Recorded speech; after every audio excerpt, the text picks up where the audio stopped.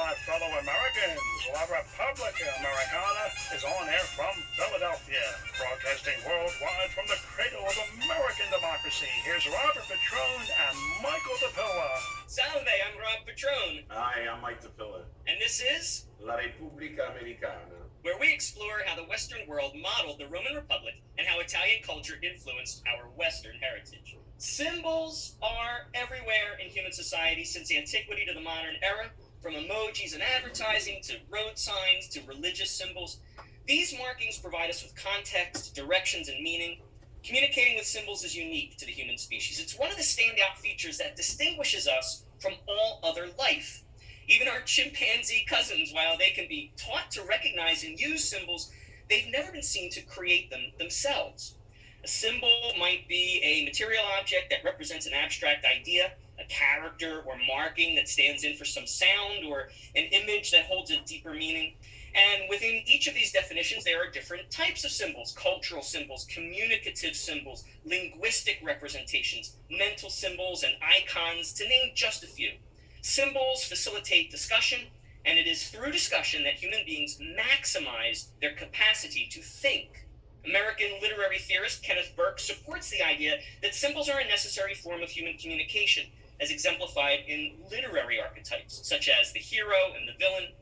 Depending on the culture or society, meanings of a symbol may change. So, Mike, let's talk about some symbols we have in modern Western culture, and in particular, modern American culture, that we inherited from the Romans. Let's name a few. Go ahead. Yeah, so just to name a few, we have the eagle, we have the wolf, we have the statue, the Liberty statue, and we have coins, are different symbols that we use. Yeah, so tell us about that. What are the roots of those symbols with respect to the Romans and Italian culture?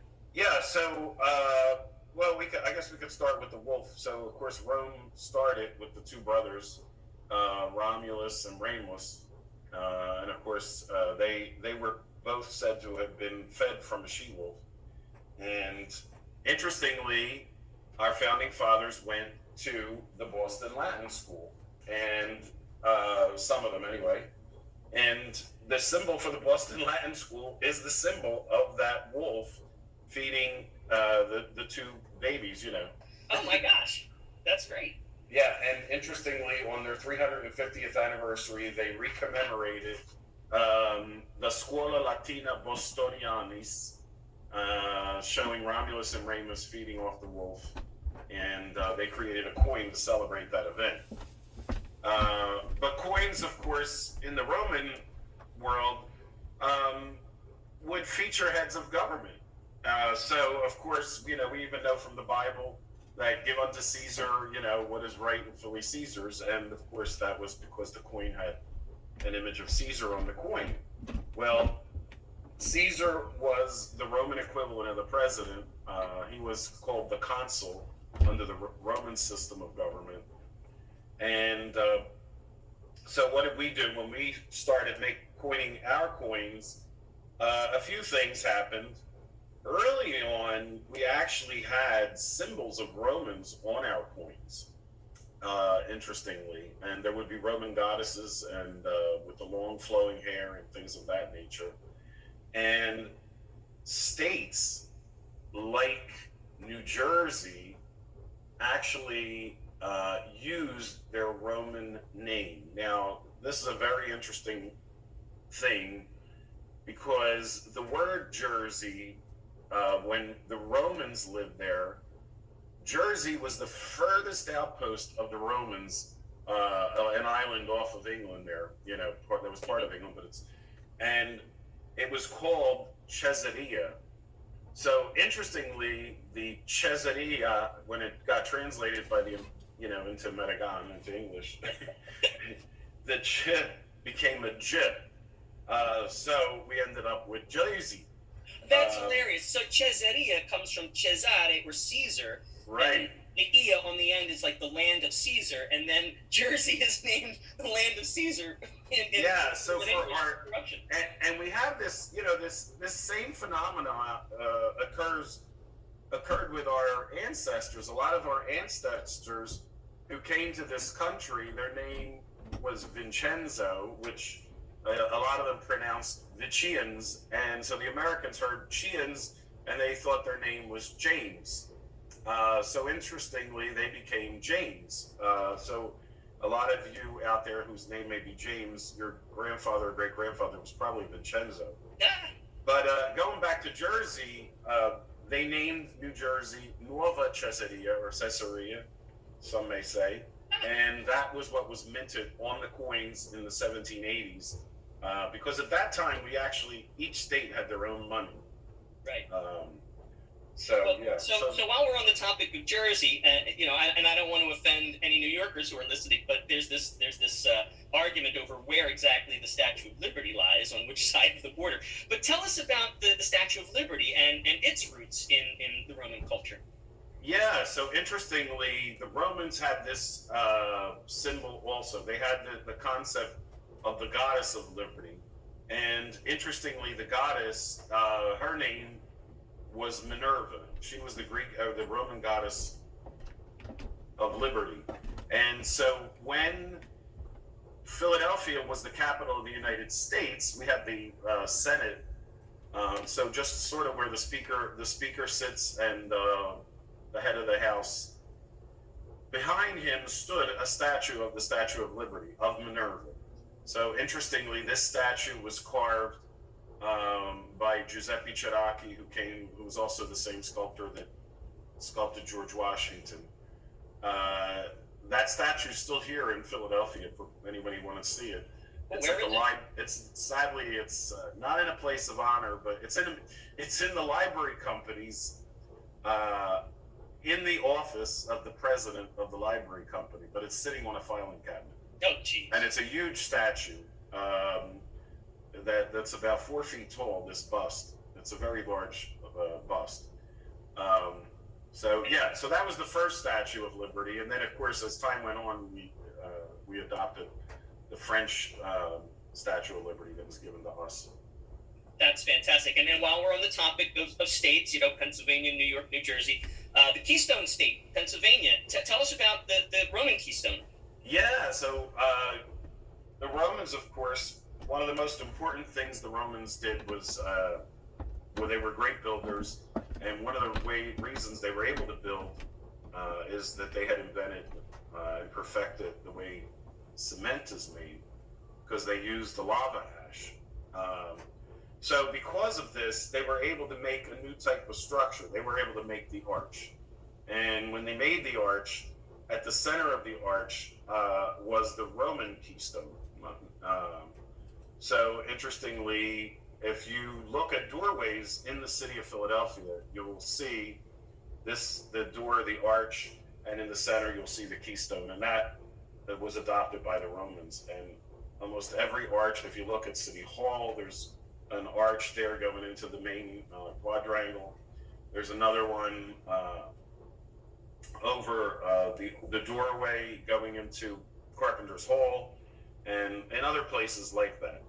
Right, and sometimes I notice that the keystone at the top of the arch is just cosmetic, like they just put a cosmetic one just as a symbol. And I don't want to go too. But it was truly But back then it was truly the keystone. It literally held the sides together, if you will. That's right. Yeah, and I don't want to go too much into architecture because I think we could do an entire episode on architecture. And when we do, I will talk about I'll tell the funny story about the Roman arch that I built in my living room. But speaking of Roman arches, there's also the fanlight. Tell us about that. What is a fanlight, first of all? Yeah, so a fanlight is a series of windows that are in the shape of a sort of a half moon, and this symbol, again, if you look at it, is like an arch. So what they did to make it decorative and to bring light into the house, above the door, so the door is square, but above the door, because the door was in an arch, they would create this fan light over the door, symbolizing the Roman arch. And you see that in famous places, like the house of the first surgeon here in Philadelphia, the Physic House. He has one of the most beautiful fan lights. You also see it in places like Carpenter's Hall above their doorway as well. Yeah, they're beautiful. And all right, so now let's get back to the basics of symbols and end with eagles. So tell us about the eagle.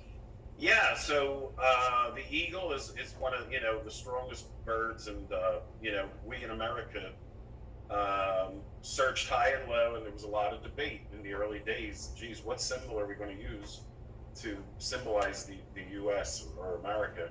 And interestingly, magically, we didn't do what Ben Franklin had done. What did he want to do? So interestingly, Ben Franklin, he wanted a turkey. Oh, for heaven's sake. So yeah, and it's very interesting that he wanted a turkey because one would argue if you see the first building in the United States that makes use of the eagle is the first bank, which is on Third Street off of Chestnut. Mm-hmm. And interestingly, there is a cornucopia there at the foot of the American eagle. So if it had been turkey, it would have looked very much like Thanksgiving that we know today. But instead, they went with the Roman symbol because the eagle, the head of the emperor was placed under the eagle, and that was usually the way they used the eagle. Fantastic. Now, let's build on this premise. Since symbols are necessary for communication among humans, they were the foundation of mathematics, which in turn is the foundation of engineering. And there are many modern elements of engineering and city planning that we in the modern Western world inherited from our Roman forebears. Can we talk about some of those? Yeah, so city planning, Philadelphia did a really good job of planning the streets when Penn laid it out. We have like kind of the perfect east-west orientation here in Philadelphia. And interestingly, the Romans did the exact same thing. They laid out all of their cities in an east-west orientation. Mm-hmm. And the main street was called the Decumanus, which was the street that ran east to west, which in Philadelphia, of course, was Market Street. Yeah. Originally High Street in Philly. Well, and that's another interesting connection to the Romans, and I'll explain in a minute.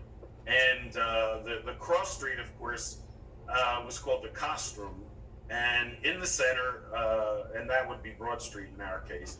And of course, in the center was the forum of the city.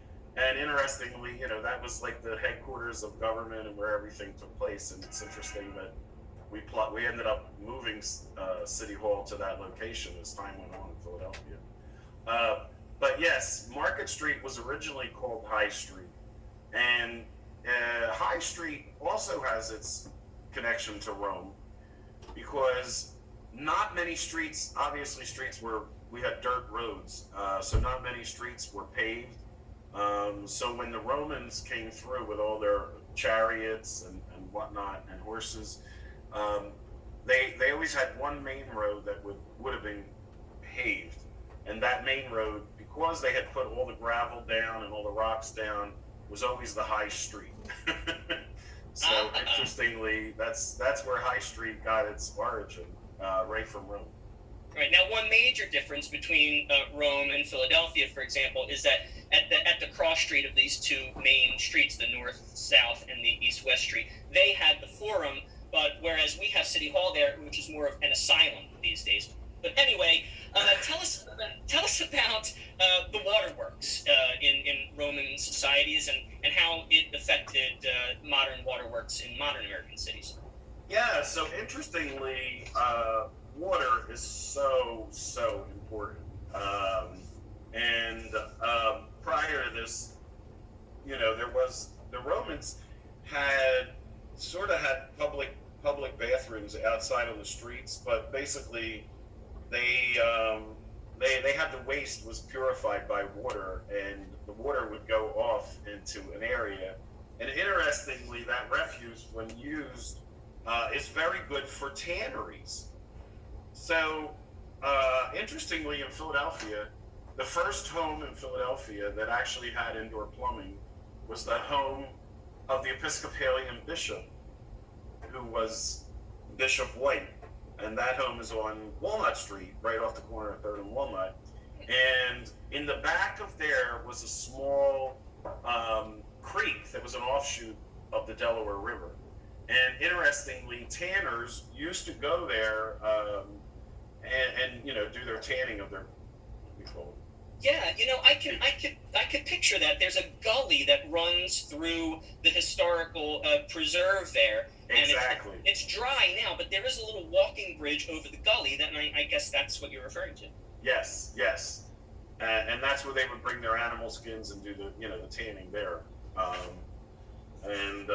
So yeah, that's one example. But Philadelphia was the first city in the United States to build a waterworks, and part of the impetus to that was the fact that we had the yellow fever. So today we were suffering from pandemics, and prior, everyone knows that 100 years ago we had the Spanish influenza, but 100 years before that, we had the yellow fever epidemic, and that one lasted from the late 1700s into the early 1800s, which hopefully this one doesn't. But but anyway, unfortunately, this doctor came from Rome, and he was living here in Philadelphia, and he unfortunately passed away as a result of helping the patients who were sick with the yellow fever. What happened is this sort of created for his friends, we need to do something. And the something was, we need to really start having water to purify people and purify the city and have good drinking water. So Benjamin Latrobe came to Philadelphia. He was funded. And once again, in the center of where City Hall is today, that's where the pumping station was for the waterworks. So the water was very ingenious. It was an engineering marvel. Water was pumped from the Schuylkill and brought into people's houses through this pumping station that, interestingly, was in the architectural style of the Pantheon with a dome. And instead of there being a beautiful opening, that's where the fumes would go out from the steam turbine.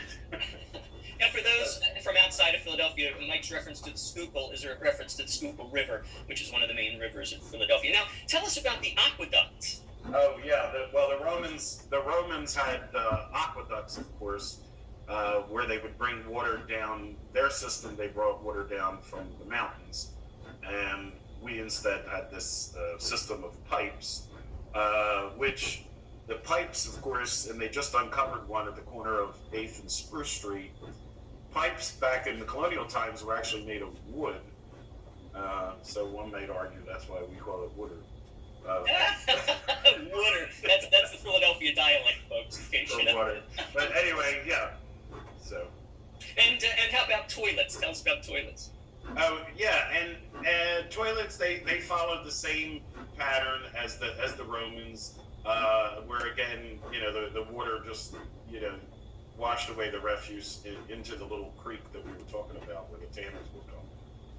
So that was sort of the way that worked. And that's fantastic. Yeah, well, at home they didn't use wood, they used copper, just like we do today. I guess if you used wood, you'd be up the river, as it were. Yeah. So that's an interesting thing, up the river. So in terms of location, Philadelphia was strategically located because it was up the river. It wasn't, and that's kind of, we were sort of hidden. And not right on the coast. So if pirates came and they tried to attack, they couldn't easily attack the city and destroy it. Although famous pirates like Blackbeard did come to Philadelphia, and they hid out literally in that creek that we're talking about. He literally took his boat up that creek. But Rome, like Philadelphia, was actually also up the river, and it was inland from Civitavecchia. And so similarly, it was protected from invaders. I am sure that is not a coincidence when it came to our city planning. So now, symbols are just as important to those inspired by the right hemisphere of the brain as those who are inspired by the left hemisphere, like our city planners. These right brainers include writers, and the Roman writers had a great influence on modern Western culture. But let's start with the tools of their trade. Now, I remember as a kid the magic pad or magic slate, where you could write with a plastic or wooden stylus on a slightly opaque plastic film overlaid on a piece of black paper that was covered in wax. And when the stylus was pressed down on the plastic to write, the film stuck to the wax, and you could see the black through the quote-unquote paper, and it looked darker in those spots.